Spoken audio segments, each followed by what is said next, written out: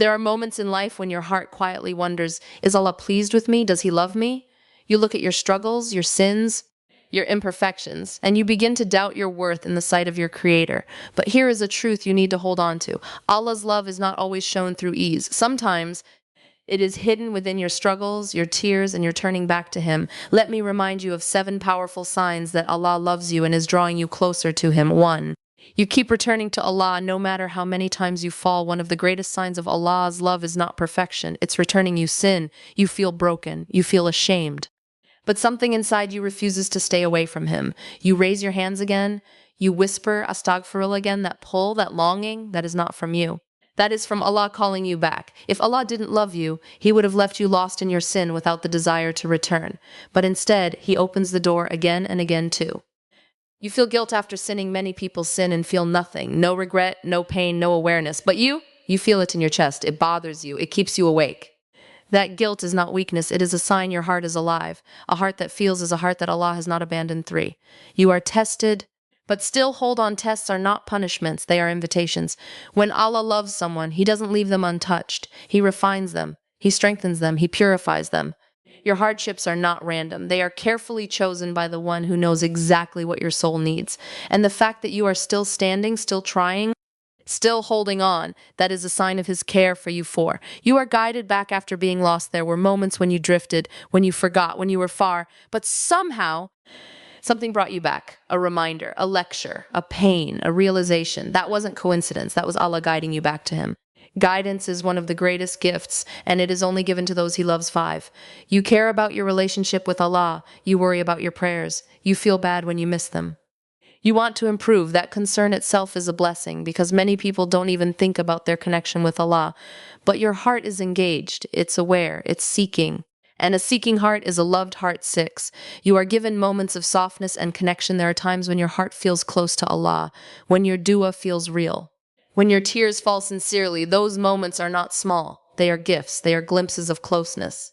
Allah allows you to feel that connection so you know where your heart truly belongs. 7. Allah places goodness in your life. Look around you. The people who remind you of Allah, the opportunities to do good, the moments that pull you away from harm, these are not accidents. They are signs that Allah is surrounding you with mercy. Even the small acts of good you're able to do, those are invitations from Him. Final reminder, Allah's love is not measured by how easy your life is. It is measured by how often He brings you back, how deeply your heart feels, and how strongly you are connected to Him. So if you find yourself turning to Him, if you feel guilt, if you are still trying despite everything, then don't question your worth. Instead, understand this: Allah has not abandoned you. He is calling you, He is guiding you, and He loves you more than you can ever imagine. Hold on to that. There is something deeply misunderstood about what it means to be loved by Allah. Many people think it means never falling, never sinning, never making mistakes, but that's not the reality of being human, and it's not the way Allah's mercy works. The real sign of Allah's love is not that you never fall, it's that you never stop coming back. Think about it. How many times have you made a mistake, told yourself, this is the last time, and then found yourself falling again? That cycle can make you feel like a hypocrite. It can make you feel unworthy, like you don't deserve to even raise your hands in dua. But here's the truth most people forget. The fact that you feel the urge to return is itself a sign that Allah is calling you back. If Allah didn't want you, if He had abandoned you, you wouldn't even think about repentance. Your heart wouldn't feel that pull. You wouldn't care. You wouldn't try, but you do. Every time you say astaghfirullah, every time you pause and feel regret, every time you turn back, even after failing again, you are responding to an invitation from Allah, and Allah's door is not like the doors of people. People get tired of you. People close doors. People remember your past and use it against you. But Allah, He already knows everything you've done and still keeps the door open. Not just open, He invites you. Imagine that. The one who knows your worst moments is the one who tells you, come back. So when you return to Allah after sinning, don't see it as hypocrisy. Don't see it as weakness. See it as honor, because not everyone is given that chance. There are hearts that have become so distant, so numb, that they no longer feel the need to return. They sin without thought. They forget Allah completely, but your heart is different. Your heart still turns. Your heart still seeks, and that is a gift. Now, does that mean we become comfortable with sin? No. The goal is always to strive to do better, to grow, to improve. But the journey is not about perfection. It's about persistence. It's about refusing to give up on Allah even when you feel like giving up on yourself. And here's something powerful to reflect on. Allah loves those who constantly repent. Not those who never sin, but those who keep returning. So every time you fall and then stand up again, you are walking a path that Allah loves. Don't let shaitan trick you into thinking, what's the point? I'll just fail again. That thought is not meant to protect you. It's meant to pull you away from Allah completely, because shaitan doesn't care if you sin. He cares if you stop turning back, so fight that thought. Return anyway. Return when you feel worthy. Return when you feel broken. Return when you feel ashamed. Return even when your sins feel too big, because no matter how many times you fall, Allah's mercy is always greater. And the strongest sign that He loves you is that you are still on your way back to Him. There is a kind of pain that many people try to escape, the heaviness you feel after doing something wrong, that tightness in your chest, that quiet discomfort that doesn't let you fully relax. That voice inside you that says, this isn't who you want to be. Most people see this feeling as something negative, something to ignore, suppress, or run away from. But in reality, this feeling, this guilt is one of the most powerful signs that Allah loves you, because a heart that feels guilt is a heart that is still alive. Think about it. There are people who sin openly, repeatedly, without any hesitation. They don't feel bad, they don't pause, they don't reflect, their actions don't disturb their peace at all. That is far more dangerous than sin itself, because when the heart stops feeling, it stops recognizing right from wrong. It becomes numb. And a numb heart slowly drifts further and further away from Allah without even realizing it. But you feel it. After the mistake, something inside you shifts. You can't just move on like nothing happened. Your heart reacts. It aches. It reminds you. And that pain is not there to destroy you. It's there to guide you. It's like a spiritual alarm system. Just like physical pain tells you something is wrong in your body, guilt tells you something is wrong in your soul. And that awareness is a gift. Because it means Allah has not left you alone. He is allowing your heart to feel, so you can return, so you can correct yourself, so you don't lose your way completely. Now here's where many people go wrong. They let guilt turn into despair. They start thinking, I'm such a bad person. Allah must be angry with me. I keep messing up. I'll never be good enough. But that's not what guilt is meant to do. Guilt is meant to push you towards Allah, not away from Him. If your guilt is making you run away, making you hide, making you give up, then it has been twisted into something it was never meant to be. True guilt humbles you, but it also lifts you. It makes you realize your weakness, but also reminds you where your strength comes from. It brings you back to your knees. It makes you whisper, Ya Allah, I need you. And that moment, that sincere turning back, is incredibly beloved to Allah, because Allah doesn't expect you to be flawless. He created you knowing you would fall. But He also created a path for you to return every single time. So when you feel guilt, don't hate yourself for it. Don't try to silence it. Instead, listen to it. Let it soften your heart. Let it bring tears to your eyes. Let it push you to make sincere Tawbah, and then move forward. Don't stay stuck in the mistake. Don't let your past define your future. Because the purpose of guilt is not to trap you. It's to transform you. It's to take you from heedlessness to awareness, from distance to closeness, from sin to sincerity. So the next time you feel that heaviness after doing wrong, pause and reflect. This feeling is not a curse. It is a sign that your heart is still connected. A sign that Allah still wants good for you, a sign that you haven't been abandoned, and as long as your heart still feels, there is always a way back. One of the hardest things to understand in life is why we are tested, especially when we are trying to do the right thing. You pray, you try to stay away from sin, you make effort to be better, and yet life still hits you with pain, loss, stress, and uncertainty. In those moments, a quiet question rises in the heart. If Allah loves me, why am I going through this? But here is the truth that changes everything. Your tests are not a sign that Allah has left you. They are often a sign that He is deeply invested in you, because Allah does not test randomly. He does not test carelessly. Every hardship you face is measured, chosen, and allowed with precise wisdom by the one who knows your soul better than you know yourself. When Allah loves someone, He doesn't leave them stagnant. He elevates them. He purifies them. He shapes them into something stronger, deeper, and more sincere, and that process is not always easy. Think about how gold is purified. It has to go through intense heat to remove its impurities. Without that process, it cannot shine the way it's meant to. Your tests are that fire. They burn away arrogance. They strip away false attachments. They reveal what truly matters. And most importantly, they bring you closer to Allah, because when life is easy, it's easy to forget. It's easy to rely on yourself. It's easy to become distracted. But when you are tested, suddenly your heart turns. You make dua differently. You pray with more focus. You feel your need for Allah in a way you didn't before. That connection. That depth is something ease alone could never create. But here's the key part. Still holding on.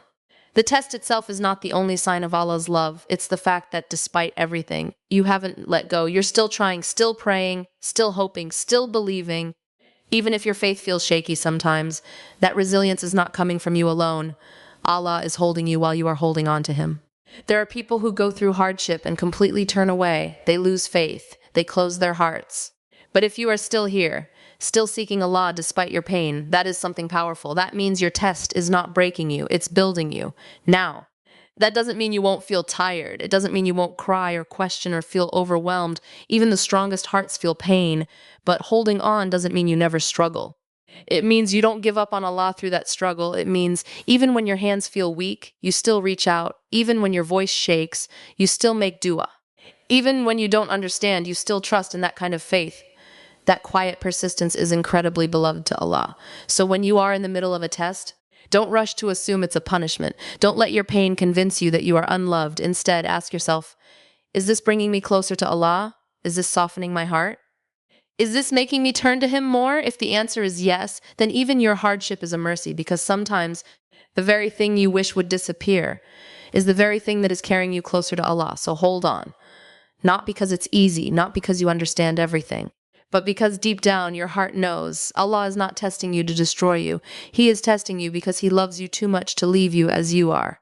There are moments in life when you look back and barely recognize yourself, moments when you were distant from Allah, when your priorities shifted, when your heart became distracted, busy, and slowly disconnected. Maybe it didn't happen all at once. Maybe it was gradual, one missed prayer, one small compromise, one step further away, until you found yourself in a place you never thought you'd be, and yet, somehow you came back. That return is not small. It is one of the greatest signs that Allah loves you, because guidance is not something we control. It is a gift that Allah gives to whom He wills. And the fact that you were guided back after being lost is proof that Allah did not abandon you, even when you drifted. Think about how many people lose their way and never return. How many hearts become so attached to the dunya that they stop even thinking about Allah. They don't feel the absence. They don't notice the distance. They don't seek their way back. But you did. Something woke you up. Maybe it was a hardship that shook you. Maybe it was a reminder that hit your heart at the right moment. Maybe it was a quiet realization that what you were chasing wasn't fulfilling you. Whatever it was not random. It was Allah calling you back, because Allah doesn't need you. He doesn't benefit from your return, but you need Him, and out of His mercy, He creates moments in your life that pull you back before you go too far. Sometimes that guidance comes in the form of ease, a beautiful reminder, a peaceful moment of reflection, and sometimes it comes through pain, something that breaks your routine, shakes your comfort, and forces you to look deeper. But either way, it is mercy. Now here's something powerful to understand. Your past distance does not disqualify you from Allah's love. In fact, your return may be more beloved than someone who never drifted, because your journey back is filled with awareness, humility, and sincerity. When you've experienced distance, you understand the value of closeness. When you felt lost, you appreciate guidance in a deeper way, and that transforms your relationship with Allah. So don't let your past hold you hostage. Don't let Shaitan whisper, "You've gone too far." Don't let your mistakes convince you that you are unworthy of guidance, because if Allah didn't want you, you wouldn't have found your way back. The very fact that you are trying again, praying again, caring again, turning back again, is evidence that Allah has chosen you for guidance. And guidance is not a one-time event. It's a continuous journey. You will have ups and downs, moments of strength and moments of weakness. But every time you come back, every time you realign your heart, you are being guided again. So protect that guidance, nurture it. Stay close to the things that brought you back, whether it's prayer, reminders, good company, or moments of reflection, because guidance is a gift, but it's also something you have to hold on to. And finally, never forget this. Your story is not defined by how far you went. It is defined by the fact that you returned, because no matter how lost you felt, no matter how far you drifted, Allah still chose to bring you back. And that is not just guidance. That is love. There is a quiet struggle that lives inside the heart of a believer, a constant awareness, a subtle concern, a question that keeps returning. Am I close to Allah? Am I doing enough? Can I be better? At times, this concern feels heavy. It makes you reflect on your shortcomings. It makes you notice your missed prayers, your distractions, your inconsistencies. It can even make you feel like you're not doing enough, no matter how much you try. But what you may not realize is this: that very concern is a sign that Allah loves you, because not everyone cares. There are people who live their lives completely disconnected from Allah. They go through their days without thinking about their prayers, without reflecting on their actions, without feeling any need to improve their relationship with Him. Their hearts are occupied with everything else: status, money, people, distractions, but not their Creator. But your heart is different. You think about your salah. You feel something when you miss it. You want to improve your connection. You feel a pull towards something more meaningful. And that pull is not random. It is Allah inviting you closer. Because if Allah did not care about you, He would not place that concern in your heart. He would leave you in heedlessness, comfortable in distance, unaware of what you are missing. But instead, He gives you awareness, and awareness is the beginning of transformation. Now, it's important to understand something. Caring about your relationship with Allah does not mean you are perfect. It doesn't mean you never struggle or fall short. In fact, the people who care the most are often the ones who feel their imperfections the deepest. But that feeling is not meant to discourage you. It's meant to refine you. It's what pushes you to wake up for prayer even when you're tired. It's what makes you pause before doing something wrong. It's what brings you back after you slip. That concern becomes your compass. Without it, you would drift with it. Even if you take a wrong turn, you find your way back.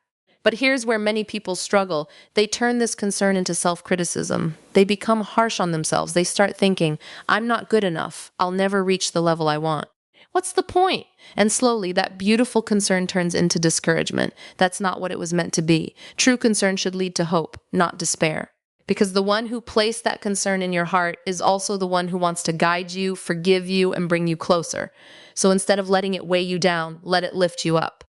Let it motivate you to take small steps, to improve gradually, to stay consistent, even if it's imperfect, because Allah does not look at perfection. He looks at effort, sincerity, and intention. And your concern, that's proof of your sincerity. It's proof that your heart is engaged, that you care, that you are trying. So don't ignore it. Don't suppress it. And don't let it turn into negativity. Embrace it, because a heart that worries about its relationship with Allah is a heart that is still connected. And as long as you care, as long as you are trying, as long as that concern lives inside you, you are already closer than you think. There are moments in your life that feel different. Moments when your heart softens in a way you can't fully explain. When your chest feels lighter. When your worries fade, even if just for a little while. Moments when you raise your hands in dua and for once you're not distracted. You're present, you feel it, a closeness, a calm, a quiet peace that settles deep inside your soul. These moments are not ordinary. They are a sign that Allah is allowing you to feel near to Him. And that is a gift because true connection with Allah is not something you can force. It's not something you can manufacture through actions alone. You can pray, you can recite, you can make dua, but that feeling of khushu, that deep presence and humility, is something Allah places in your heart. And when He gives it to you, even for a moment, it means something. It means your heart is open. It means your soul is responding. It means Allah is drawing you closer. Think about those times when a verse of the Quran hits you differently. When you hear a reminder and suddenly your eyes fill with tears. When you stand in prayer and for a brief moment everything else disappears and it's just you and Allah. Those are not coincidences. They are invitations, invitations to come closer, to pause, to reconnect, to remember what truly matters. Now here's something important to understand. These moments will not always last. You won't always feel that same intensity. Your Iman will rise and fall. Some days your prayer will feel powerful, and other days it may feel routine or even empty. That fluctuation is part of being human. But the fact that you experience those moments at all is what matters because there are hearts that feel nothing. Hearts that stand in prayer without any awareness. Hearts that hear reminders but remain untouched. But your heart responds, and that response is a sign of life. It's a sign that Allah has not sealed your heart. It's a sign that He is allowing you to taste what closeness feels like, so you keep seeking it. These moments are like glimpses of something greater.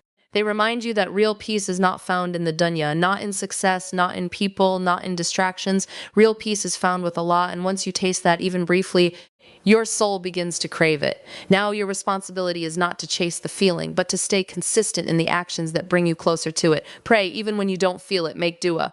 Even when your heart feels distant, remember Allah, even in ordinary moments, because those small, consistent actions are what prepare your heart for those deeper connections. And when those moments come again, and they will embrace them, slow down, be present. Let your heart feel, because in those moments, Allah is reminding you of something powerful. You were never meant to find peace anywhere else, so if you've ever felt that softness, that closeness, that sincerity in your worship, don't dismiss it as something small. It is a sign. A sign that Allah is near, a sign that He is inviting you closer, a sign that your heart still belongs to Him. And that connection, no matter how brief, is one of the most beautiful signs of His love.